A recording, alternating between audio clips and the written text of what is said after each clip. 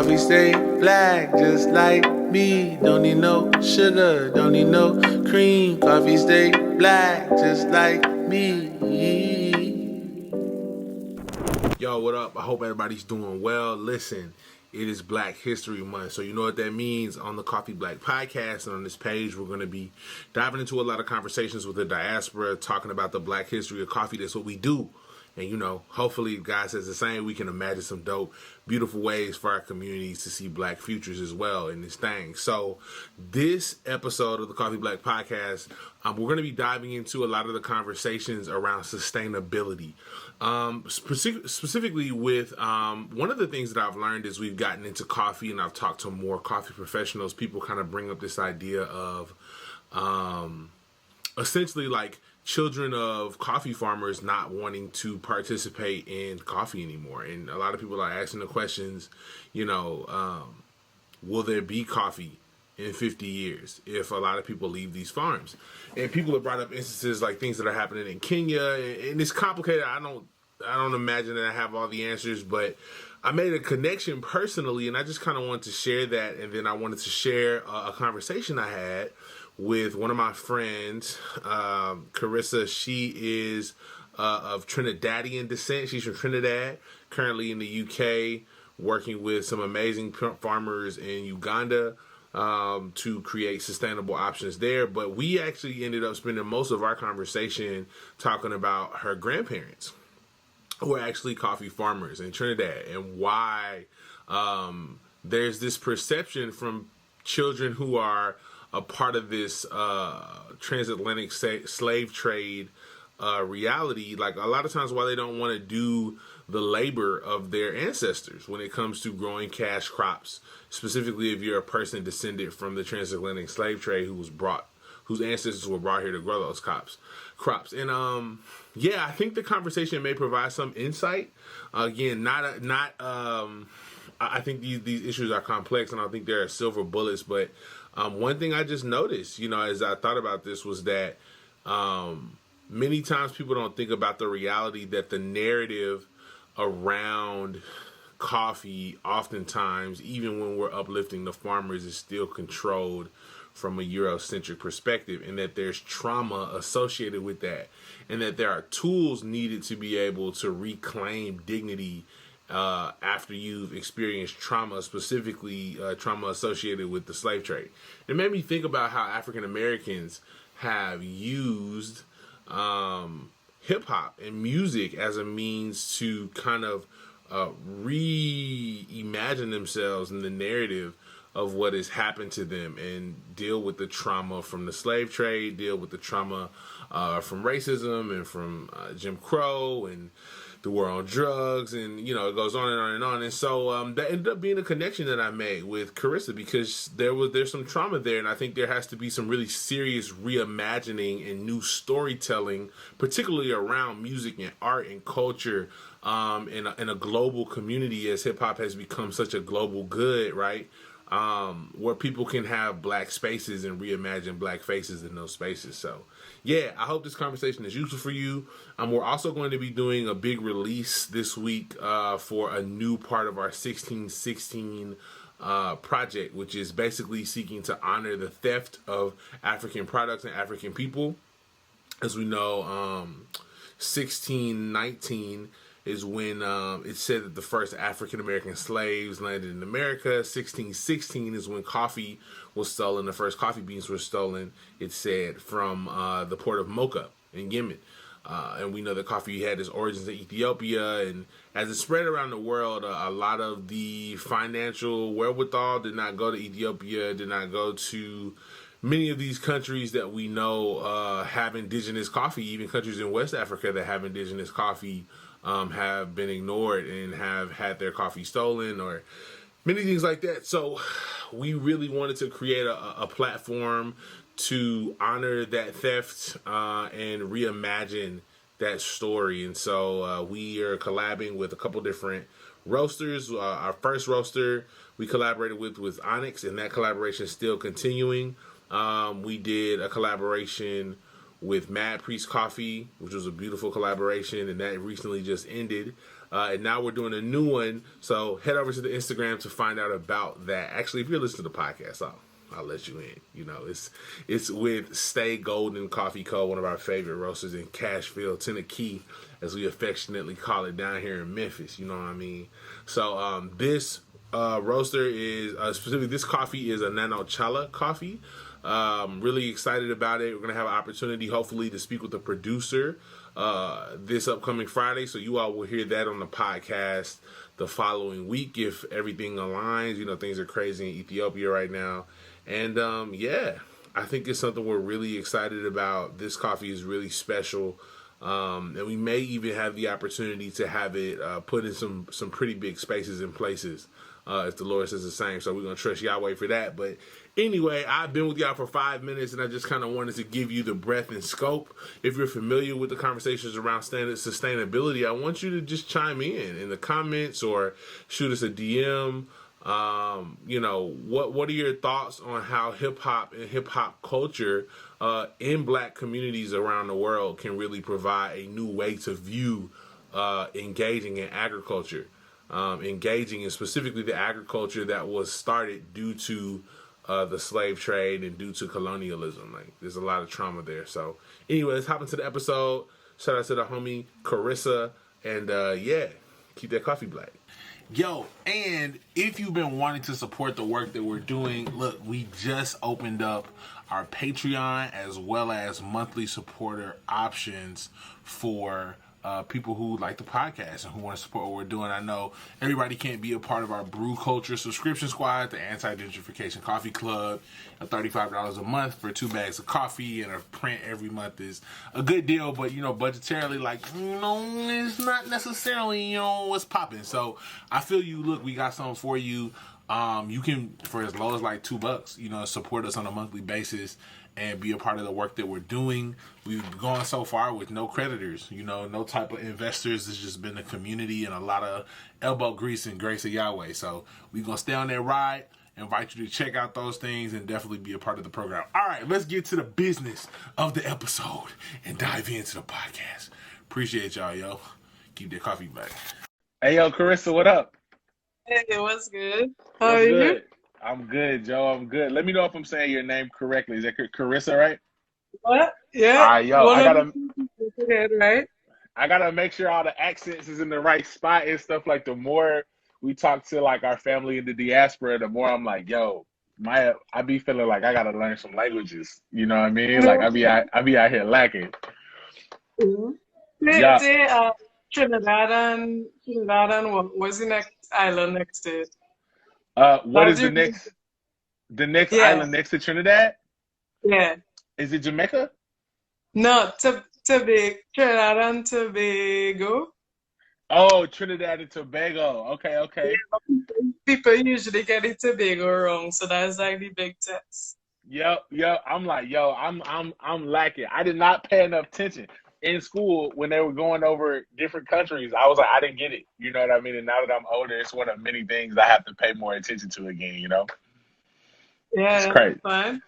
crazy, yo. Well, yeah, I'm glad we're finally able to do this conversation. So for people who don't know you, Carissa, introduce yourself. You're doing some really interesting work right now with coffee in Uganda. Is that right? Yeah. So, I'm born and raised in Trinidad with some coffee farmers. My grandparents are coffee farmers.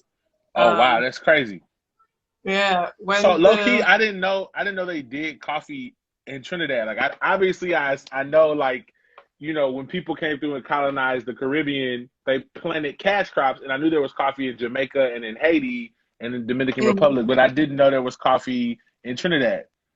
Yeah, like no, like loads of people. I think everybody since I moved to like Alta Trinidad, everybody that say, my parents were coffee farmers, and we're like, what coffee in Trinidad? What? You don't really hear about it at all. Um, But yeah, I think but now production kind of is dead. Mm, Sadly, it kind of died over the past decade. Um, mm. but hopefully we could do something to change that, like in the future. But yeah, So so have you had Trinidadian coffee? yeah, but What does like it taste like? What are the notes? dark. It's like, yeah, because so I when I moved out, I started in specialty. Like I became a coffee geek with like light roasts and stuff. And then when Yeah. I went back, it's like robusta. It's like decent robusta. It's not like awful, but they roast it super dark. Mm. Um, and they roast it unlike like when I say roast, it's not like in a roast or anything. It's like on firesides and stuff. Yep. And then Yep. they brew it in like tins. That's how I grew up brewing it, and then that's like how Wow. things. So it's a different experience. I think like home is more about sitting down together, drinking coffee after work kind of thing. And like that whole rite of passage to drink coffee, like not everybody used to drink coffee. The Yeah. older guys used to drink coffee. So Yeah. it's not so much like the food, but it's everything else around it kind of thing. If that makes Yeah. No, I can sense. relate because that's we talked to my grandmother a couple episodes ago, and like that was the same experience for her. That was what it was for us, and it's really interesting to see that experience kind of shared, where it's like this rite of passage. You kind of got to get into it once you feel grown. You know what I mean? Where you can get Yeah. it. Yeah. Dang, that's crazy. So you went from kind of drinking coffee. Your family were coffee farmers, which is that's crazy. Just because I didn't know that, and now the coffee, so did you know that that your family were coffee farmers when you got into kind of geeky specialty coffee stuff? I knew, but I didn't like appreciate it. If I was on, Mm-hmm. if I've been like, so it was always like in the background, like we knew that was the thing. And then I moved to London, to study and got into specialty there just as like a way of making money on the Yeah. side. And then saw the kind of whole geeky part of it, as well as the social impact side of it. So never thinking of it applying to back home. Like that was Wow. just a different world. And then like I started to get into like fast forward a few years working now with the Chain Collaborative with farmers in Uganda, but also going back home and talking to like either previous farmers or people who want to get back in the industry and making that link is like full circle kind of thing. Because Yeah. because it's also like like when I go back home, right? Is this generation of people, I mean like my generation, who know coffee as like Starbucks or third wave, which is a completely different narrative to Mm. the colonial crop and things that their grandparents grew and still brew. With just that big difference and like they really know about it.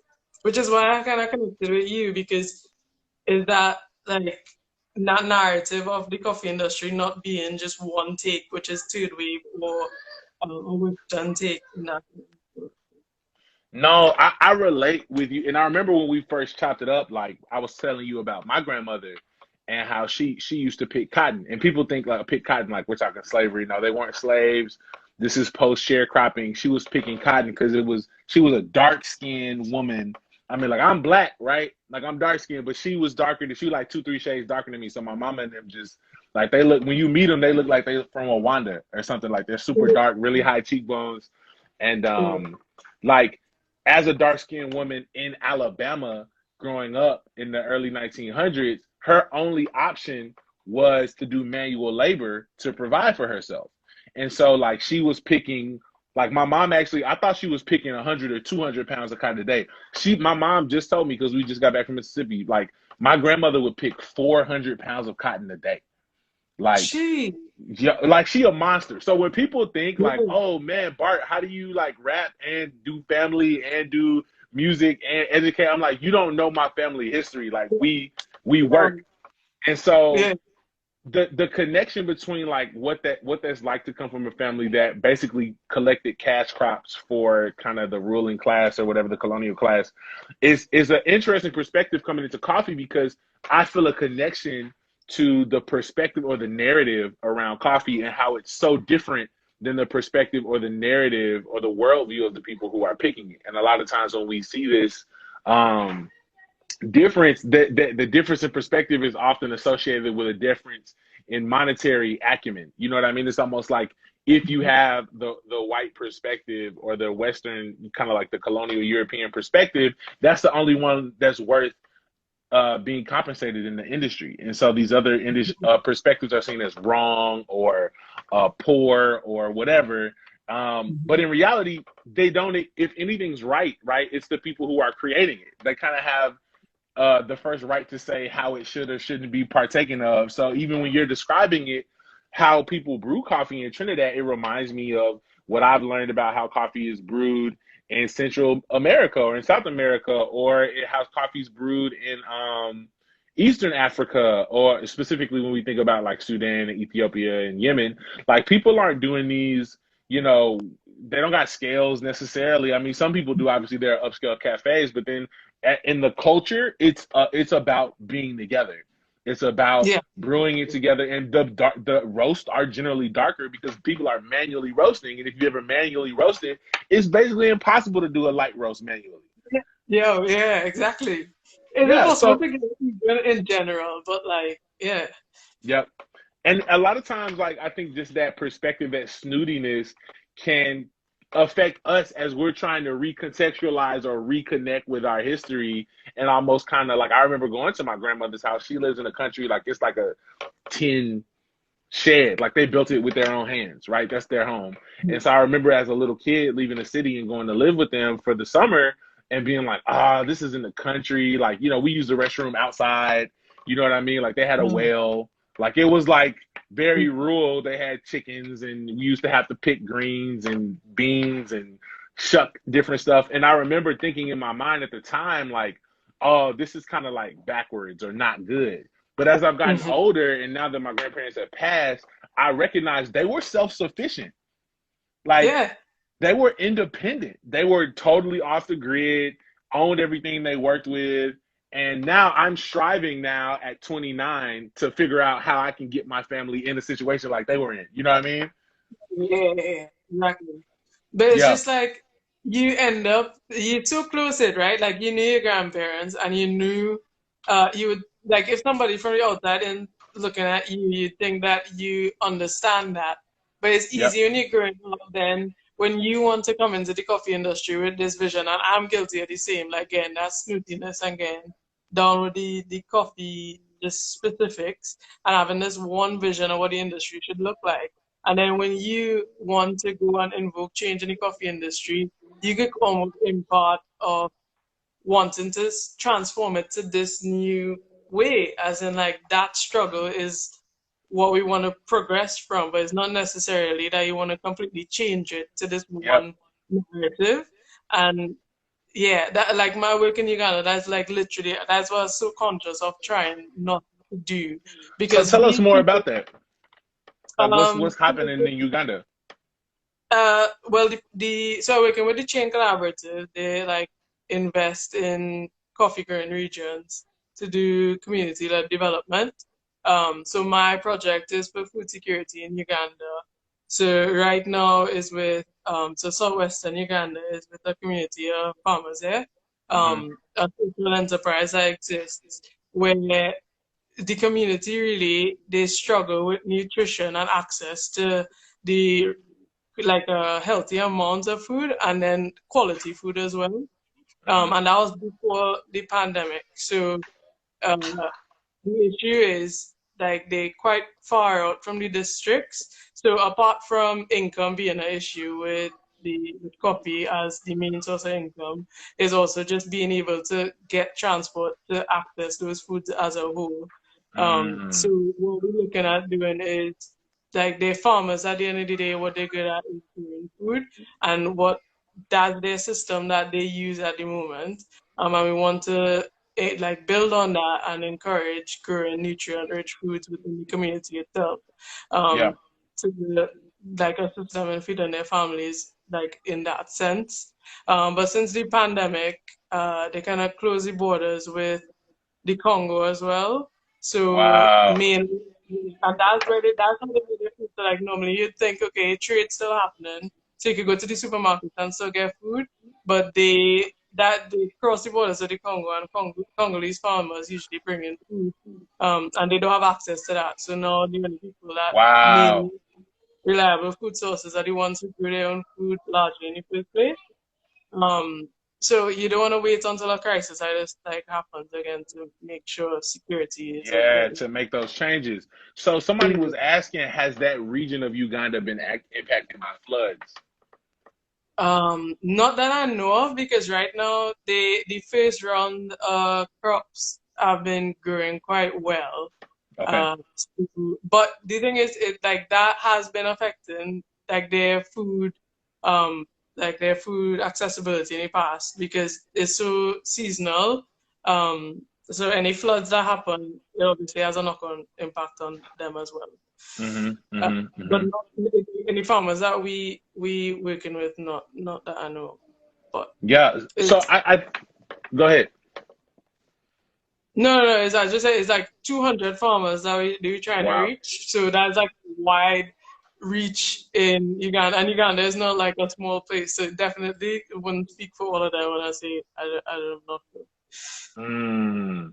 Yo, that's so crazy. So like I'm thinking about a lot of people who have recognized this problem of lack of ownership by people in the African diaspora in the coffee industry. And there are a lot of people like yourself who are literally working so hard to try to give more ownership and equity back in the industry. You know, we always say $200 billion industry, we own a very small percentage. And it seems like if we could own more of the revenue that's generated by the things that are created by our people, we wouldn't need so much foreign aid, so many, situations. We could be more stable and more independent. And, that might look different. Independence might look different. Like it might look like my grandparents, building their own home. It might look strange from someone on the outside, but independence when you own everything is better than being in debt and having a lot of really nice stuff.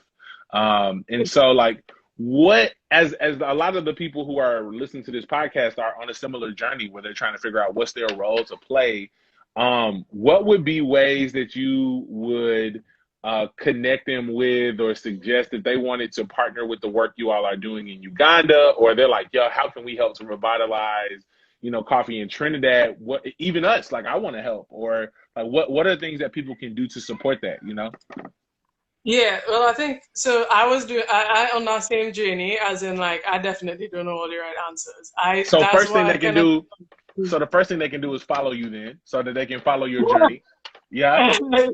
well, I think like that's why I engage with like the Chain Collaborative, like from a position of I have this narrative of the coffee industry from my grandparents, and Yeah. then from the complete opposite side in London on the consumer side, and I want to know more about just connecting all of that in between, as Mm, well as understand producing just outside of just Trinidad, but it's literally the entire world and the rest of the yeah. diaspora, their journey as well. So it has the coffee sustainability program. That's a good one, and that's Mhm, one narrative.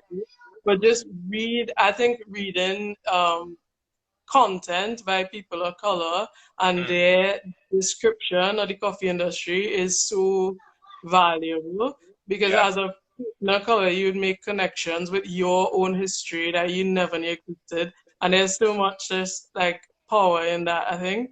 Yeah. Um, and also, I think support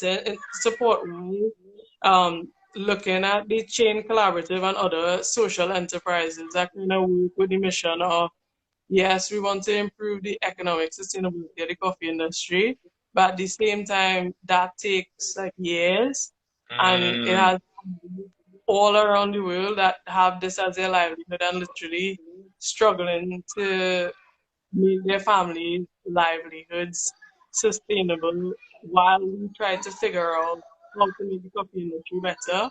So mhm, supporting social enterprises that have missions like the King Collaborative to help them eat and feed their families and have a fair partnership, because I think the mm. standards in coffee is so low that if we treat somebody as a fair business partner, we consider that like this big, massive thing, Yeah. which is a narrative that we just have to get away from. Wow. So yeah, I think supporting social enterprises like that is good. We have a like right now fundraisers Say for our that. Say project. that one more time. We lost you for a minute. And somebody wants to know also what part of Trinidad you're from. They said they're from Grenada. But run it. To the east. So born and raised there. I went straight from Say that Sangre one more Grande time. to Sangre Grande in the Okay. east. Yeah, Yeah. yeah. There's a small village there, so I went straight from there to London. Slight transition, but um, yeah. So I think supporting initiatives like the Chain Collaborative. Yep. Right now we have an auction going on to fundraise for the Ugandan project, so you can check that out as well. Dope. From Dope. my but Man. yeah, I think Man. just keeping an open mind, to be honest, and engaging with people of color in the industry to see what that narrative is, because there's less resources surrounding that. There's loads of stuff on to do with coffee. And I think I'm a geek and I engage with that, and I think it's fun. Yeah, Also, I mean, I got my I got my stag over here. You know, I got the Prismo. I'm into the nerdy stuff. I got the Kalita wave right here. I need to throw this coffee away, but no, I'm into it. I'm into it, and I feel you. I think part of, and this will probably be one of the last things I want to talk to you about is like there's this balance, I think, as like children of the diaspora or like people who are we kind of have we're the youngest generation or younger generation, and we're trying to connect the stories of our ancestors to like a possible better future, right?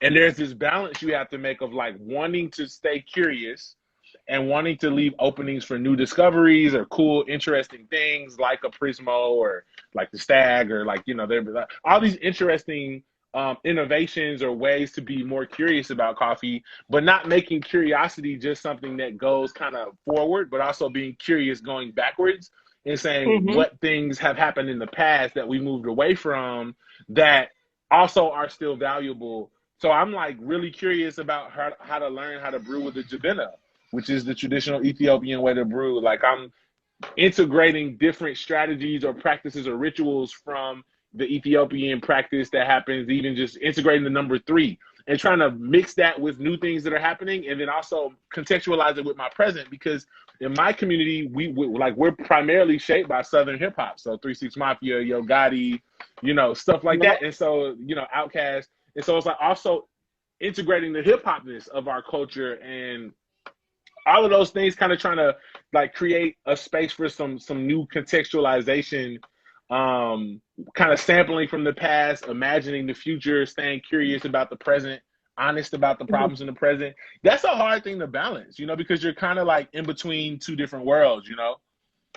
Definitely, yeah. But I mean, at the same time, it's like reassuring knowing that you don't have to cancel third wave coffee to make Yep. that voice heard, kind Yep. of You don't thing. have to ask for permission. Yeah, exactly. And it's like it's faith for both. You don't need to take away from their narrative, and it's just making sure that that's not the only narrative pushed, And kind it's of not thing. the dominant narrative. It's like Yes, you don't have to check with someone to see if you're doing it right. It's more so take it from that. If you like it, cool. If you don't like it, cool. But let's continue the process of building our own thing.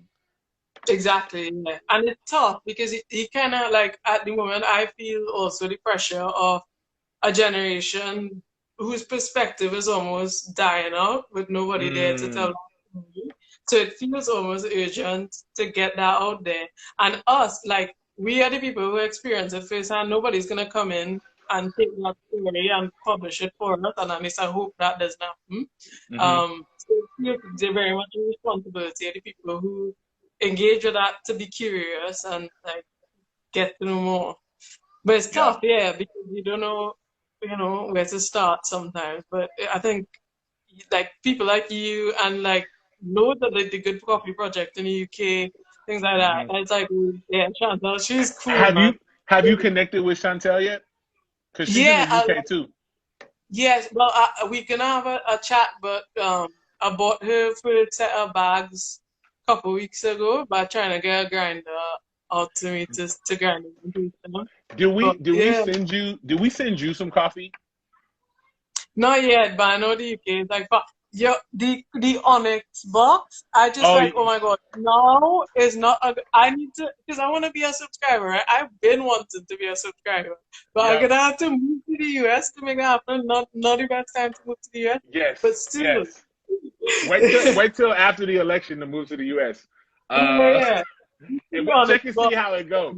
But the Onyx box is dope, and I know Chantel was telling me like she wants to get a bag, and I'm trying to figure out like shipping is like we did some coffee collabs with somebody who's in Ireland, which is I guess a part of the UK, which is also confusing to me, but maybe somebody can explain it to me. Because I swear the UK was just England, but okay, so but we sent them some coffee, and customs was like $200, which was yeah, they did a wholesale order with us, which was great, but the money I had to pay in customs. So I'm very afraid to ship yeah. again on my dollar because I'm like, yo, I can't afford to do it. Maybe after we get the Onyx royalties in, I can Yeah. ship some more coffee to the UK. So y'all go Yeah. buy that Onyx stuff. No, yeah, trying to get it shaped out here as well for the auction because Yep. like guys are here ordering some stuff. Oh, we got you. Yeah, Um, yeah, yeah. we'll definitely get you guys some shirts. I know you ordered one, didn't you? So that one's come, and we'll figure it out. And I'll get some coffee to Chantel too. My kids be eating, yo, so I got to figure out how to get some Oh cash yeah, flow no. over Uh, to we still get the revenue in the hands of the people, you Yep, know. yep. In the Somebody said, "What's the Onyx?" We're doing a collaboration with Onyx around a natural Ethiopian coffee, and it's a part of our 1616 collaboration series. The 1616 collaboration series is essentially trying to redeem the negative history of like colonial collaboration across cultures, where coffee was stolen from the port of Mocha by the Dutch in 1616, which kind of sparked the colonial conquest. It was honestly a big part of what at the time was people trying to get spices from various parts of like the African and Asian world, and the coffee was one of those things that was very coveted. And so they ended up getting it and colonizing Indonesia and then Haiti and Jamaica, and people went to Brazil. And when I say they, I mean the plant was given to the French after the Dutch colonized Indonesia, and then the French came and colonized Haiti, and Portuguese colonized Brazil. And anyway, coffee was planted as a cash crop along with cotton, which my grandmother was forced to pick. And so there were a lot of cash crops in the Americas: cotton, corn, sugarcane, and coffee that people, specifically Black people and Indigenous people, were forced to pick in order to fund these kind of really commercial markets around the world where people wanted these quote unquote exotic goods. And so kind of the 1616 collaboration is really just what you and I are talking about right here. We're just saying, let's let the descendants of those people start to have some say in how those goods are presented and storied, and how the narrative around them, and also around the revenue and who gets to partake in that business. So we're collaborating with Onyx, and we want to collaborate with like 15 other roasters, but the first part of that collaboration is with Onyx, so it's gonna be dope. I've had the coffee; it's a slapper. It's crazy. The joint is it's crazy. But is there anything before we end today? Is there anything that you will want people to know? What up, my man Gerald in the building? Is there anything you want people to know about that? And then I also have a question, like what I think a big part of what we're doing here is we don't have the answers. And so part of it is just giving ourselves permission to dream and to imagine. And so if you could imagine what the coffee industry could look like, or what coffee in Trinidad could look like in 15 years, you know what I mean? And all my West Indians in the building saying what's up. So shout out to Gerald. If you could imagine what that looks like in the future, like what would it look like, as a part of the culture in connection to the music and the food, and what could, if there were big coffee businesses all over, and Trinidad coffee was super valuable in the market and people wanted it, and you guys were starting shops and roasting your coffee and all of that, like what could you imagine that looking like? That's a good question. Because like when you say that, I think about it, and it's not too different from honestly how it was, except with everybody actually getting a piece of the pie. Because like after the main reason the coffee industry died in Trinidad was because when it started, it didn't really, after colonial times, things didn't really change much. Like, so we got independence, and the plantations are still owned by the same people that owned them before. Can you break that down a little bit, just for people who don't know, what was the process of Trinidad getting its independence from? Who was Trinidad colonized by? Just so people have some context. So we were owned by the Spanish Wow. first, and then into the French, and then in the long way down, largely owned by the British as a colony. We had African slaves, and then after slavery, after emancipation, they brought in indigenous laborers from India as well. I had a mix Wow. there. So They brought how in did independence happen? um well, eventually we had like a federation where we got like certain groups of people got a right to vote, and then eventually more and more got people on the board. I mean, the trade in Trinidad, being cocoa and coffee, weren't as profitable enough for it to Mm, be a colony anymore. It mm, basically, that's this narrative behind it. It just wasn't profitable as the main way for things to get done. The mm, narrative became so we became independent, and the same plantation owners own the plantations, except Trinidadians were now used as the main source of labor on wow. coffee plantations with some pay, not enough, just enough to survive. Yep. So the same barracks that housed people, so then during slavery times remain the same. People just traveled around and stayed there and could, like, wherever labor was, they went. And earned enough. I think in the best case, you'd earn enough money to eventually be able to rent the land to farm your own coffee on, but Wow. without any incentive to have like ownership over any part of the process really. And then Wow. eventually, if you get ownership, you're in an industry where you kind of have to work round the clock to not have to have one clock one time for the year and have no guarantee over like income and be able to invest like Mm. as a business that you surely have returns from. So And you that don't kind of have like did they have access to loans or capital to be able to grow their business, or not were those discriminated? no, it wasn't easily accessible because it was all Mm, like it was most of the population would have to have access to that, and the government that would probably have to give it. mm, And as a newly independent nation, it's kind of like tough to really allocate across the entire yeah. nation. And most people weren't fully like all out invested in coffee because it was too risky. So like Mm, my grandfather, he like part of his land was coffee and the rest was just like bananas and cocoa.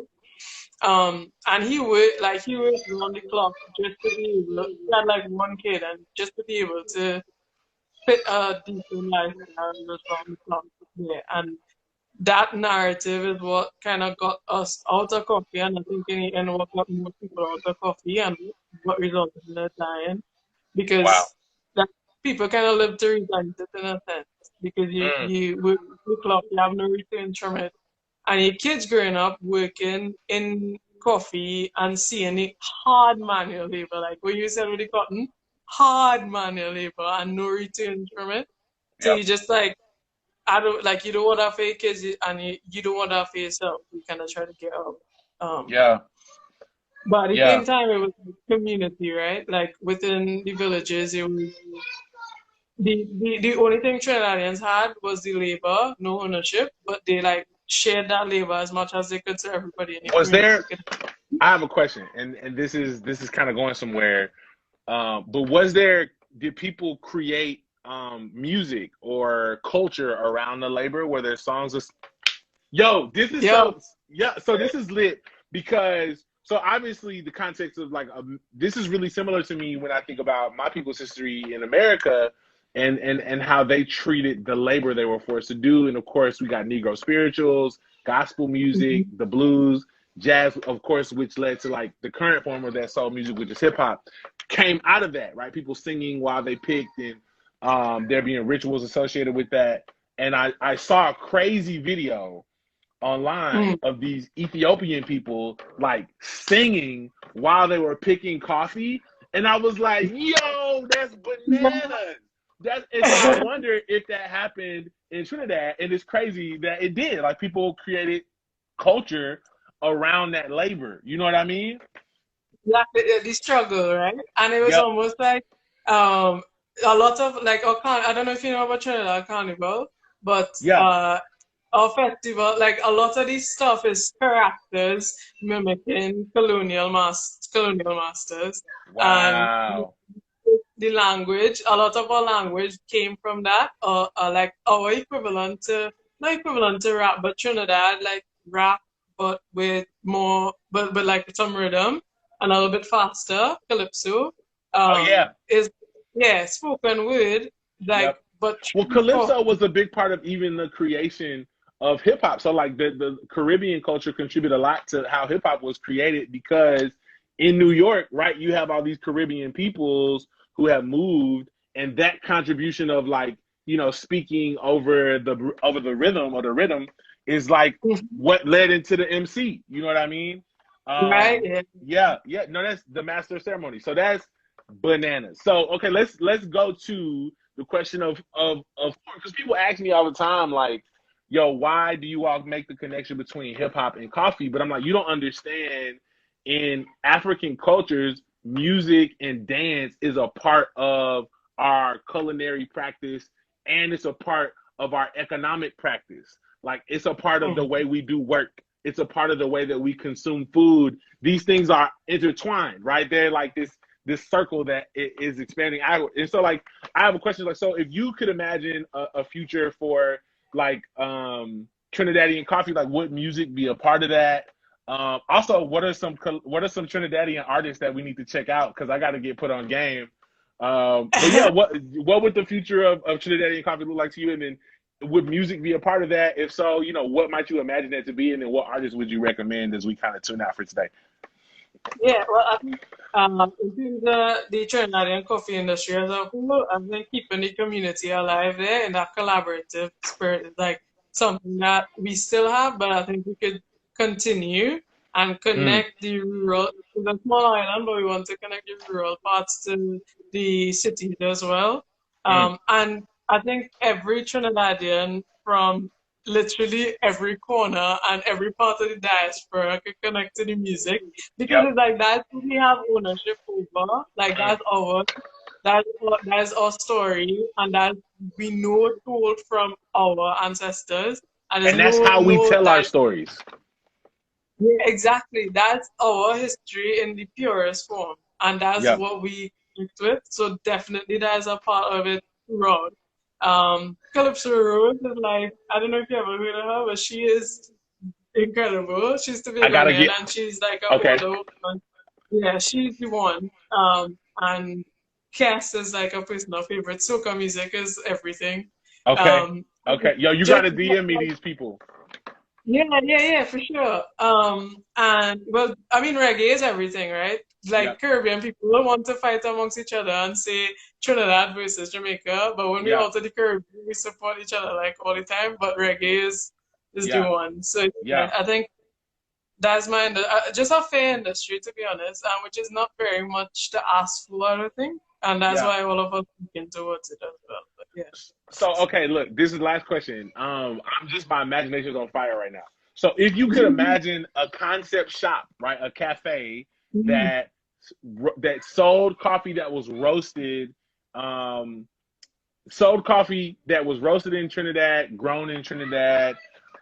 You guys made like drinks that were catered towards the culture and the community, the music, obviously. What would that shop look like? What would it sound like? What kind of processes would you be curious to try with the coffee? If you could imagine like a concept shop in Trinidad to kind of be a representative of what could happen, like what might that shop look like? I think like the team, I don't know if you know in our cup, but in our cup is how I learn to drink coffee, and that's like what I want to maintain.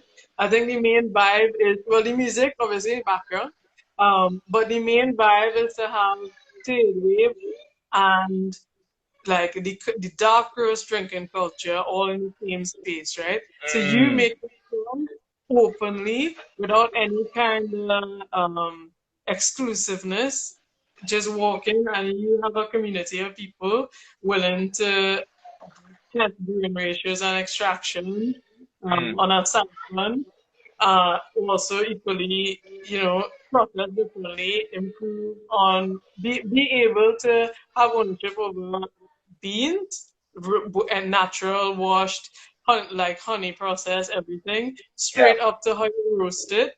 yeah, And you make that, you have control over that as your product, and then go Yeah. straight into a cafe, roast it, and distribute it. That's the Wow. dream. What would the Um, name be? I don't know, man. I haven't gotten to that point Yeah. yet, but I want to know. I'll let you know when it drops one Hey, yo, day. That's tag the us. dream. Yeah, yeah. That's beautiful, I yo. think I mean you'll be a part of that. I mean, if it ever does come to fruition, I think you'll be a part of Oh, look, we gonna buy however many sacks we can afford. Let us know. We that. support it. We'll come down to do a concert and Yeah. kick some rhymes, like whatever we need to do. We gonna make it happen. I think Coffee Black after God's Property, we could do a Calypso album. Yeah. I think Okay. that. Okay. I'm with that. I'm with that. Yeah. No, I think that a Calypso album would actually be super dope. I'm a big fan of, and I don't like. So I've been listening to Burna Boy a lot. I don't know if you listen to Burna Boy.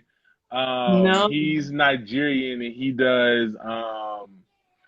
Uh, Somebody said dog. Hey, You no, know. that's Um.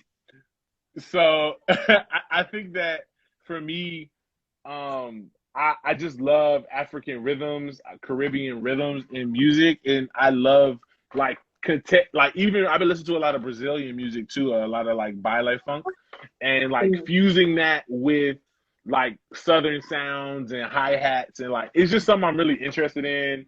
Um, so I think that would be super cool. I listen to a lot of like Caribbean music on vinyl. So I like collect vinyl and records and stuff. Yeah. So it's I actually have a Calypso record. where what by who? Do you I know? don't I don't know, bruh. I gotta go look it up. I just remember I would listen Yeah, to it just because I was curious. let me know because it's really you can see the similarities in like Afrobeats and like Yep. Nigerian music and soca music, reggae music. Everything is like so Yep. intertwined. It's like fascinating how that It's is. crazy to see the like connections, and now we're Yeah. making these same connections. We're expanding it to coffee, and man, I'm excited about the vision you're casting for the future. I think this is an important conversation for other people in the diaspora who are trying to think about what does it mean to kind of reclaim coffee in their specific communities. And I think for a lot of African Americans, it's important for us to think about like, man, coffee is a black thing. All the way Mhm. down to Trinidad. And I'm curious, I'm excited. I want to try some Trinidad. I want to try that like 10 method you were describing. Like, it could be cool. So I had an idea and then I gotta go. But I had an idea for the shop you're gonna start one day, right? That I had like you could have like a community 10 that's basically like your somebody said Trini Bean. That's hard.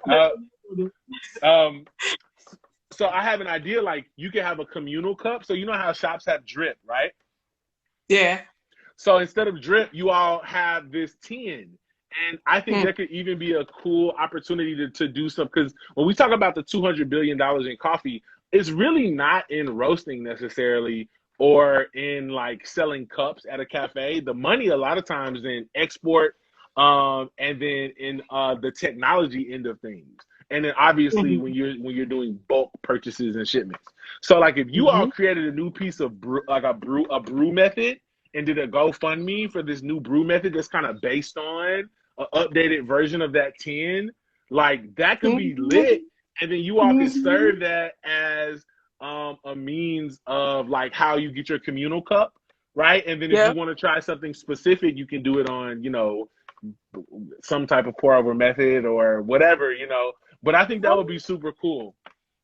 I need to get working on that. Don't let it out too much.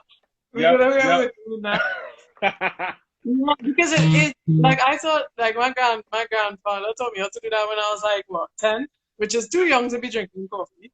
Yep. But like that's how they did it back straight back to his grandfather probably taught him to do it just like that. Wow. And all the people that I know still do it like that when like deep like where they still grow their own coffee and roast it themselves and drink it themselves.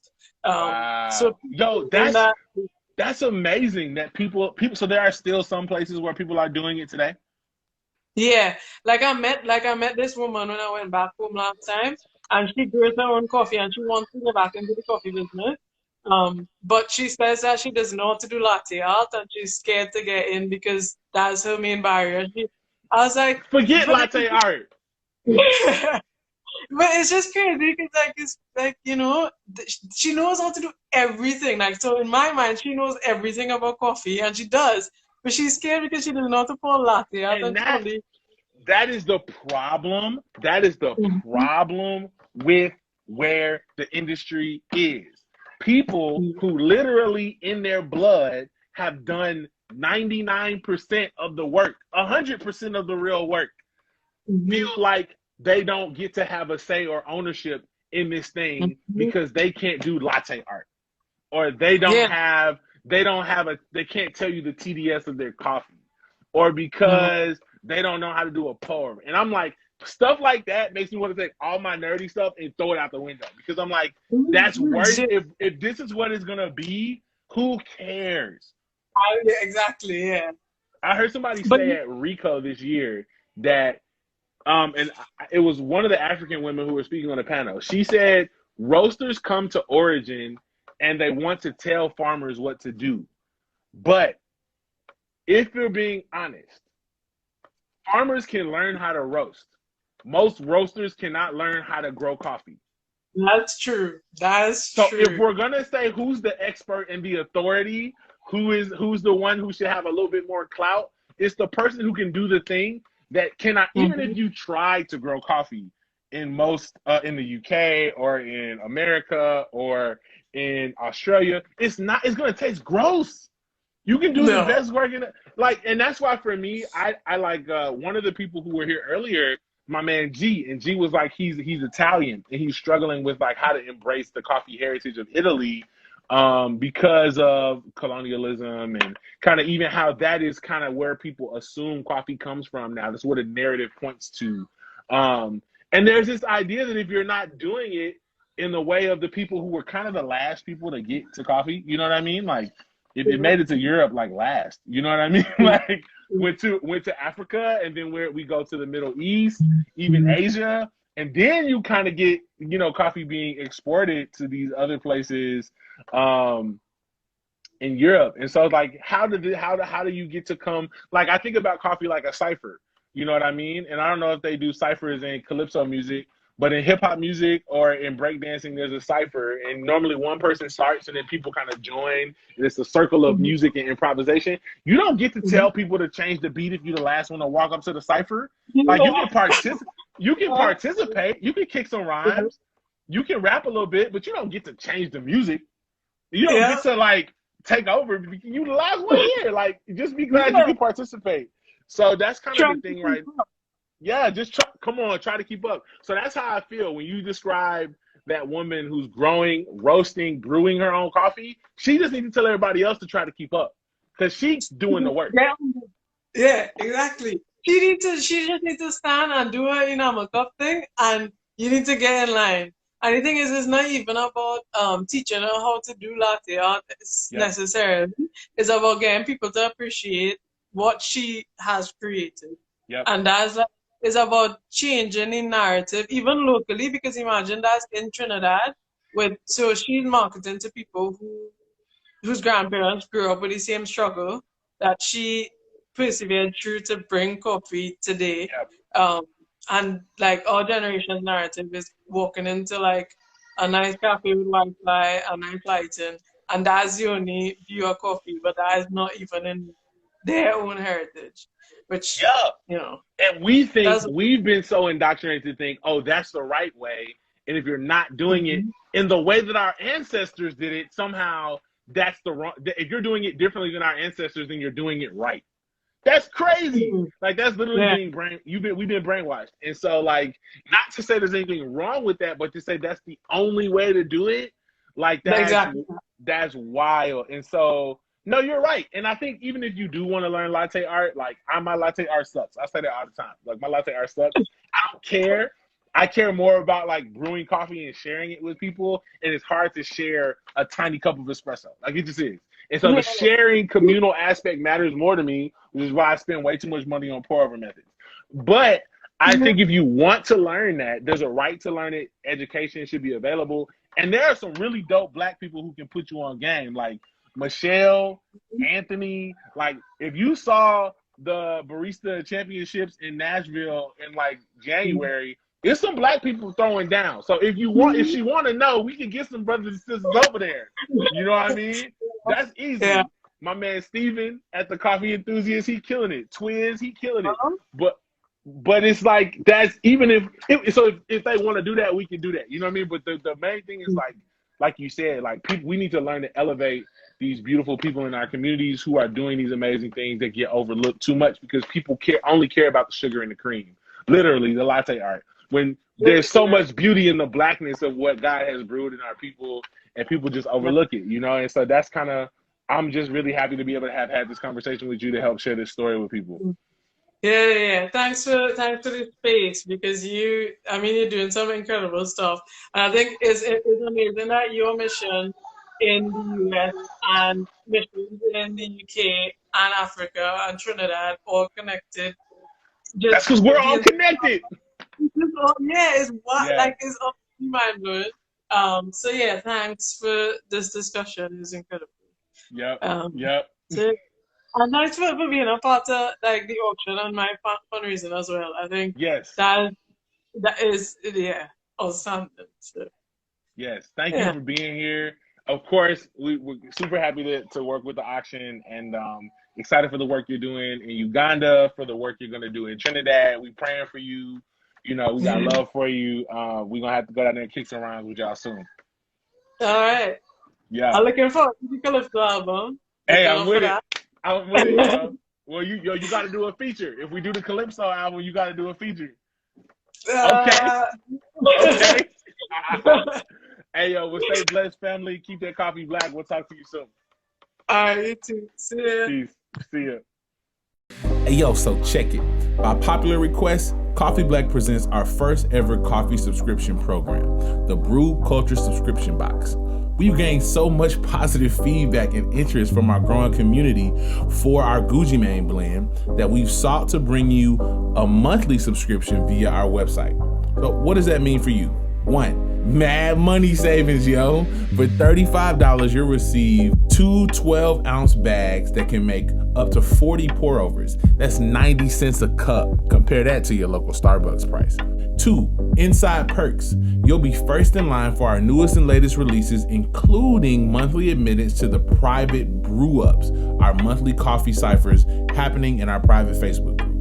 3, you'll be supporting a Black-owned business that continues to seek to build up the Black community in Memphis and worldwide through reclaiming Black coffee culture.